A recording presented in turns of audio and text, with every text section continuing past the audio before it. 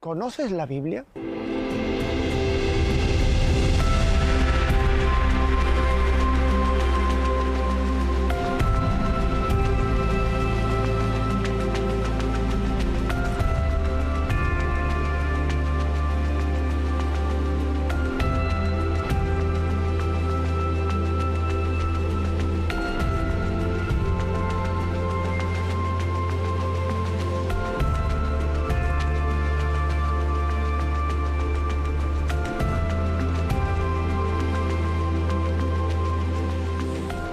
¿Qué tal? Hola a todos, bienvenidos a esta nueva cita con la palabra de Dios. ¿Qué tenemos hoy? Pues traemos un texto sumamente conocido. En concreto se trata del prólogo del Evangelio de San Juan. Digo sumamente conocido porque ha sido muy empleado no solo ya en la predicación y en la catequesis, sino en la liturgia. Actualmente el texto se lee el día de Navidad, en lugar de leer el nacimiento de Jesús, los dos sinópticos que lo contienen, en Mateo y en Lucas, se lee el día de Navidad, el prólogo de San Juan. Y antes de la reforma litúrgica, en la misa preconciliar, se leía siempre como colofón, como final de la misa. De hecho, si han visto ustedes iglesias que conserven los altares antiguos, verán que en el altar hay 3 cuadros, uno grande y 2 pequeños, que se llaman sacras. El cuadro que está al lado del Evangelio contiene el Evangelio de San Juan, que se llamaba último Evangelio de la misa y era siempre de lectura obligada. Es decir, que ha sido un texto de gran importancia y reflexión en la Iglesia. ¿Y esto por qué? Bueno, pues en principio, a la hora de introducir el Evangelio de San Juan no voy a detenerme mucho porque ya hablamos hace poco de un texto del propio Evangelio, ¿no? Así que recuerden, se escribió en torno a la última década del siglo I, en torno al año 90, por ahí andaría. Y bueno, pues es un Evangelio especial en el que Jesús, también lo explicamos en un programa, enseña de manera muy diferente, pero tiene una estructura también particular, ¿no? Y dentro de ella, dentro de esa estructura, que es bipartita, que ya la explicamos también un día, destaca en la primera parte el prólogo. Este prólogo es un himno, es una pieza en verso, lo cual es raro en los textos evangélicos, especialmente en San Juan. Y además una pieza larga. Probablemente es un himno que el propio evangelista heredó. Se compondría pues seguramente antes de que él escribiera el Evangelio. Es un texto hímnico que sigue más o menos los cánones de la poesía griega, no ya de la alta poesía, los hexámetros y los pentámetros, los hexámetros de Homero, pero sí de una poesía griega más popular, un ritmo parecido al yámbico, ¿no? Bueno, perdonen ustedes este tecnicismo, pero significa que la poesía clásica era más bien rítmica, no rimaba como la nuestra, sino que iba por musicalidad, por cantidad silábica que llamamos nosotros, ¿no? Por marcando la música en las sílabas. Bien, pues el himno, como digo, estaba pensado probablemente para ser recitado o cantado, que es como se hacía antiguamente. Y bueno, tiene la particularidad de que introduce todo el Evangelio. Por eso los especialistas hace tiempo pensaban que podía hacer una especie de obertura. ¿Qué es una obertura? Pues si ustedes conocen algo de música, verán que cuando uno va a ver una ópera o una zarzuela, hay una pieza musical inicial que contiene un trocito de cada una de las grandes, valga la redundancia, piezas de la obra, de las arias o de las romanzas de la obra, ¿no? Y eso le llamamos obertura. Si esto fuera así, el prólogo tendría que contener un poquito de cada uno de los grandes temas que el Evangelio va a tocar, y entonces sería ciertamente una obertura del Evangelio. Pero si lo miramos con cuidado y detenimiento, nos daremos cuenta de que el prólogo no toca todos los temas que después van a desarrollarse en el Evangelio y hay temas que toca que después no se desarrollan en el Evangelio. Es decir, que no tiene la característica de una obertura. Por ejemplo, cuando dice que todo se hizo por medio de la palabra, que todo se creó por ella, no desarrolla esa idea de cómo se hizo todo por medio de la palabra. O cuando habla de la encarnación, no la desarrolla el cómo se produjo, como lo hacen los textos de San Mateo y de San Lucas. Hay temas que no se desarrollan y temas importantes en el Evangelio que están ausentes en el prólogo. Por tanto, no puede ser una obertura, tiene que ser otra cosa. ¿Qué puede ser entonces? Pues miren, se trata de una clave de lectura, una herramienta hermenéutica que me dice a mí cómo tengo yo que leer todo el Evangelio. No hay un trocito de cada tema importante, pero sí me indica una guía de lectura para el Evangelio. Bueno, pues vamos a ir viendo y desgranando en el poco tiempo que tenemos los elementos fundamentales del prólogo de San Juan, que es un hermoso texto. Lo primero que hay que decir es que el autor del himno lo que ha hecho es hacer una interpretación bíblica. Y dirán, bueno, ¿una interpretación bíblica dentro de la Biblia? Sí.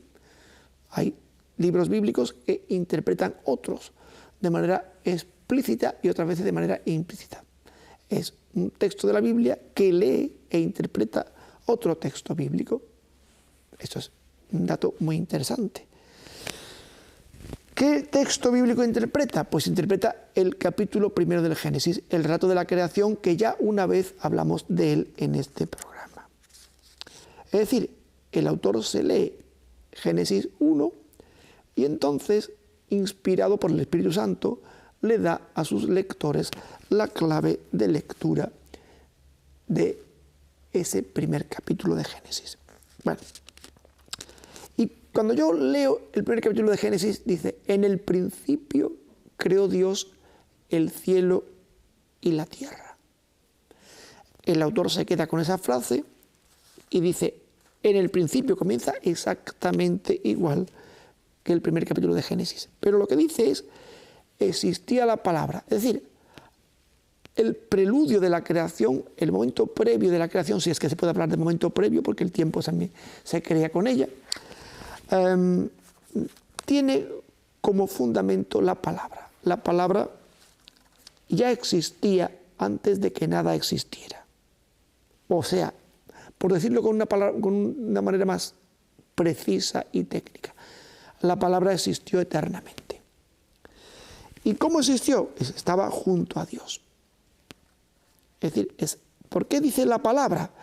Porque cuando uno va leyendo el relato del Génesis, Dios crea a través de la palabra. Cuando Dios empieza a crear, dice, y dijo Dios, cada vez que va a crear algo.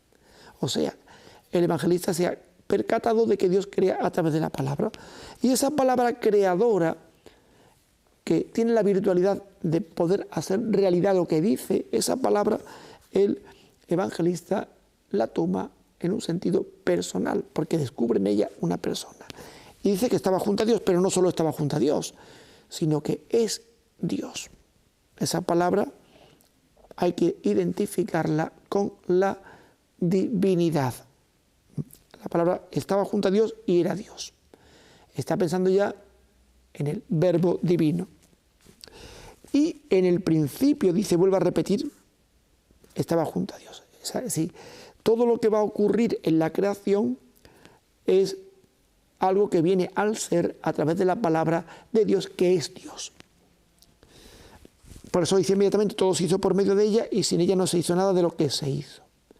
Es decir, todo el proceso creador, y dijo Dios, hágase la luz, y fue la luz, y dijo Dios, separó Dios las aguas, y dijo Dios, bullan las aguas del pez. Todos los actos creadores, todo eso ha sido hecho a través de la palabra, porque Dios ha hablado para que las cosas sean.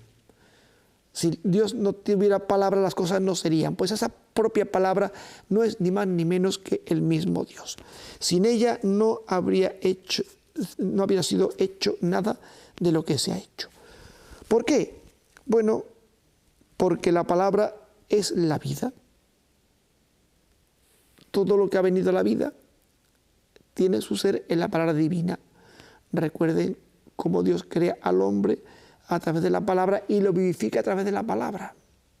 Esa palabra tiene vida. Es decir, las palabras que os he hablado son espíritu y vida. La palabra vivifica al hombre. Y esa vida la va a identificar el evangelista con uno de sus grandes temas, que es la luz. La luz que también está directamente emparentada con Génesis 1. ¿Qué es lo primero que Dios crea? La luz. Claro, que brilla en la tiniebla. Al principio dice el texto del Génesis, la tierra era caótica, informe, era oscura y había una especie de abismo, ¿no? ¿Y qué es lo que hace? Al aparecer la luz, brilla en las tinieblas y da origen a lo creado.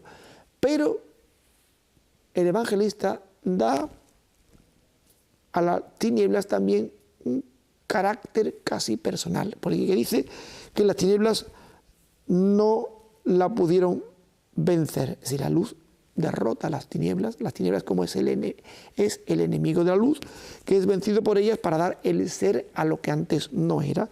La tiniebla es el no ser, es lo contrario a Dios, es el alejarse de la palabra. A partir de aquí, el evangelista introduce, bueno, el evangelista es el autor del himno, porque estamos hablando de que él ha heredado un himno previo. Introduce un paréntesis que da la impresión de que no pega mucho, porque dice, bueno, de repente empieza a hablar de Juan el Bautista, que vino como testimonio para dar testimonio de la luz, para que todos creyeran en él, no era en la luz, sino que debía dar testimonio de la luz. El tema que engancha este paréntesis con el resto del himno es la luz. Pero ¿por qué tiene que mencionar a Juan el Bautista aquí de repente? Bueno, porque él va desgranando el proceso de la encarnación. Él va a hablar de Jesús, el Evangelio nos va a contar la historia de Jesús, pero quiere contarla de arriba abajo. Por eso lo ha presentado cuando preexistía como verbo junto al Padre. Pero él quiere que sus lectores se den cuenta de que Jesús no es un Dios caído del cielo, alguien ajeno a la historia de los hombres, ¿no? Sino que ha entrado directamente en la historia de los hombres. Por eso es testimoniado por un hombre, por el precursor, por Juan el Bautista, que testimonia esa luz que vence a la tiniebla. Pero, ojo, hay que diferenciar. El protagonista de la historia es Dios, no un hombre que da testimonio de él. No confundamos al predicador con la palabra. Juan es la voz y Jesús es la palabra. Se puede confundir a la voz con la palabra porque la voz es la que transmite la palabra, pero la palabra es una cosa y la voz es otra. Cuando la voz cesa, a mí me dicen una cosa, cuando la voz cesa, la palabra ya ha entrado por mi oído y ha llegado a mi entendimiento y sigue en mí aunque la voz haya cesado. Por eso el evangelista tiene especial cuidado en que sus lectores no confundan la voz con la palabra. Y la palabra aparece identificada nuevamente con la vida y con la luz. Esa palabra es la luz verdadera. Si yo quiero huir de las tinieblas que son lo contrario a Dios, que es el mundo del no ser, que es todo lo que rechaza lo divino, si quiero huir de esas tinieblas, tengo que acercarme a la palabra para ser iluminado por ella. Porque la palabra viene al mundo y una vez que viene al mundo, invita a los hombres a elegir. Más que invita, constriñe, porque una vez que la palabra ha aparecido yo no tengo más remedio que elegir. O acojo la palabra o la rechazo. Porque esa palabra ya está en el mundo, si en el mundo estaba, en un mundo que ha sido hecha por ella. Si esa palabra crea el mundo y de repente decide habitar en el mundo. Una palabra que al principio es previa y externa al mundo, decide poner su morada en el mundo. Esa es la grandeza de la encarnación. Por eso el evangelista ha introducido a Juan como testigo privilegiado para que veamos que esa palabra no está ahí de manera etérea, ajena a la creación, sino que se ha encarnado, se ha insertado en ella. Ha venido, dice el evangelista, al mundo, pero se produce la paradoja. Esa palabra que es la luz y la vida, que tanta falta le hace al mundo, de repente es ignorada por el mundo. El mundo no la conoce, con ese verbo tan importante del conocimiento que preside las relaciones de Dios con el hombre. El conocer, ser conocido por Dios y conocer a Dios. Ese discurso de San Juan del Buen Pastor: conozca mis ovejas y las mías me conocen, ¿no?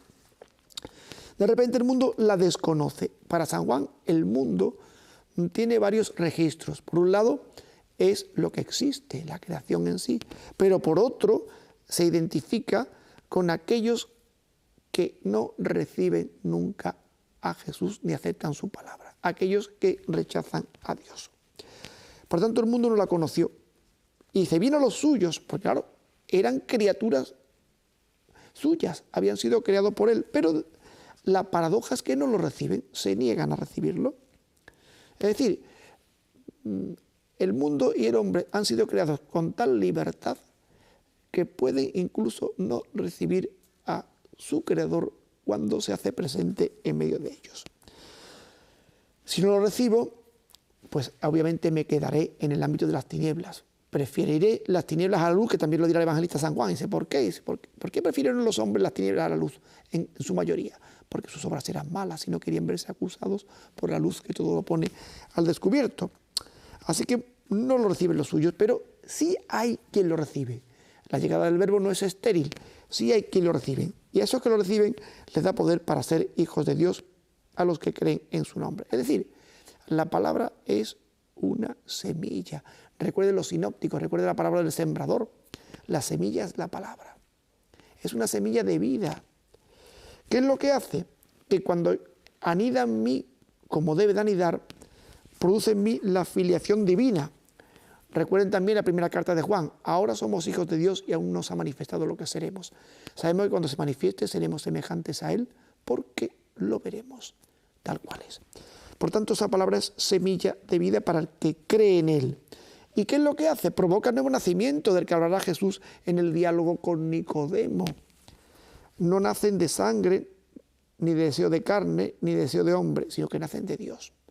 No nacen de modo natural, no se engendran de padre y madre de modo natural, sino que producen una familia nueva, que es la de los hijos de Dios, que es la familia de Jesús.